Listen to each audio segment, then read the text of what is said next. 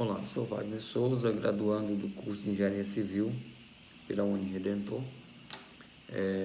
na disciplina de Extensão Integradas 8, sob supervisão do professor Rômulo Rodrigues. E a proposta dessa atividade, o tema é Engenharia no Dia a Dia. Como falado em vídeo anterior, eu opto por falar da minha experiência de trabalho, onde atuo com a equipe de prestação de serviço, em parceria com o escritório de engenharia e arquitetura, onde eu sou mestre de obras. Nesse vídeo eu escolhi falar sobre gestão de pessoal, gestão de execução. No anterior eu falei de gestão financeira e afins. Nesse eu vou estar falando da execução e da otimização, que é muito importante. Um ditado que existe, que tempo é dinheiro, e na construção civil isso acontece mais próximo, onde cada tempo utilizado, cada tempo otimizado, você reduz o calendário de execução. Se você reduz o calendário de execução, te sobra mais tempo, você aproveita melhor o material, você vai entregar mais cedo o serviço para o seu cliente, e se sobra tempo no final, naturalmente o custo será menor.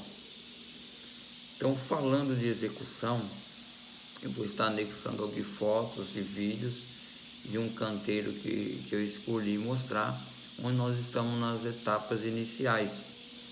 Então, nas etapas iniciais, após a elaboração de projeto, após a aprovação dos mesmos, taxas, alvarás, revisões de projeto, tudo legalizado, é dado o sinal verde para início da obra. Depois de todas as reuniões com o cliente, feito o levantamento de custos, ele estando consciente de todos os seus gastos e fazendo a previsão dos mesmos, é dado o início na obra.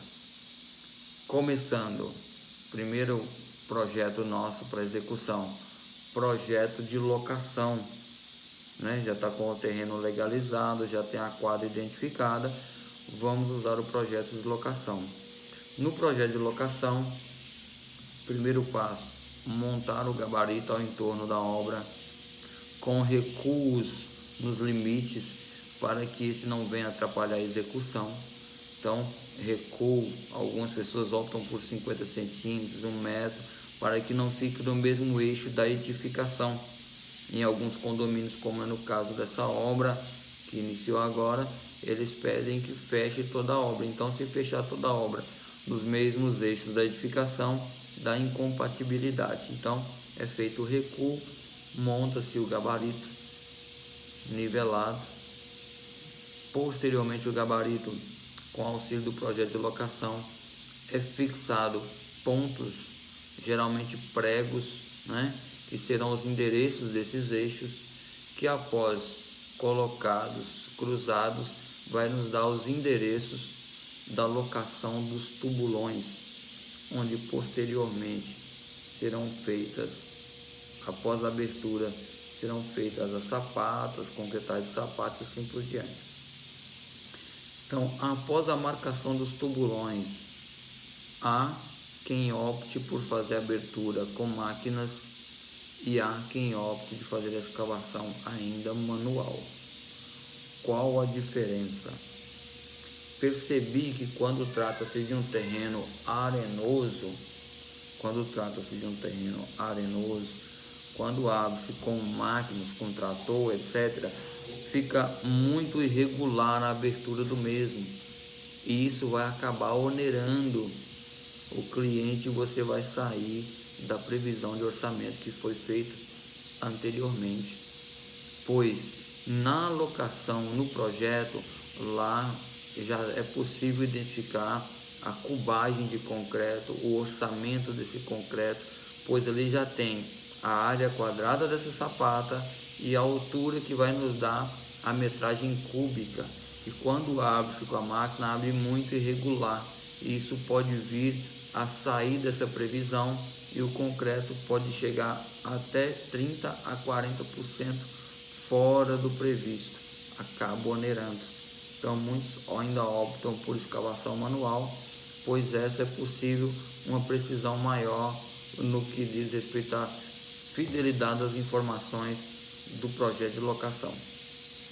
Após a abertura dos tubulões, nesse meio tempo, para otimização da mão de obra, um outro profissional já está com as pranchas do estrutural, onde ele já está fazendo as armaduras, né? Fazendo a fixação de estribos e assim por diante, para as esteiras, pescoços de pilar e também da viga baldrame. Feita a abertura dos tubulões, há quem use o concreto magro e há quem use o laço de brita, que é o caso que nós vamos anexar aqui. Para que esse laço de brita? Para tirar o contato do solo, né, diretamente para a esteira. Então, para poder isolar ali. Feito tudo isso, após o lastro, nós vamos colocar as esteiras, cruzar novamente os eixos, colocar os pescoços de pilares, pontear nas esteiras e locar os pilares, observando nesse instante as seções, né? A direção que esse pilar vai trabalhar, a dimensão do mesmo, que ainda que algumas sapatas possam ter o mesmo tamanho, mas nem todos os pilares serão iguais. Então, com essas informações é fixado os pescoços de pilares, feita a concretagem. No nosso caso, nós usamos o concreto usinado com auxílio do caminhão lança, para a gente ganhar no tempo. Você gasta minutos para fazer a concretagem de dezenas de sapatas, o que levaria horas para fazer manualmente com o carrinho de mão.